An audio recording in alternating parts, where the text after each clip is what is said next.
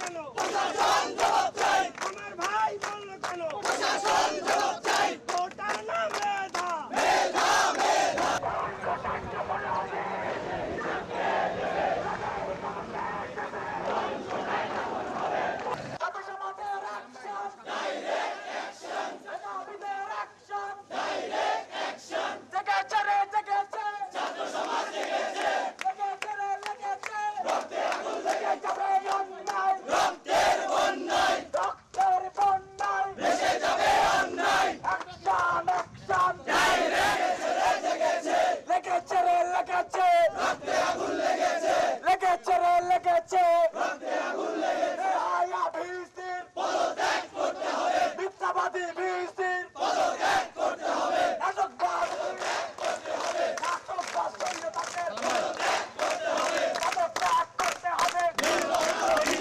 খামেরা তো দাগ হয় কিভাবে? এই যে ভাবি, দাগও যাবে রাগও যাবে, নিন চাকা সুপার হোয়াইট।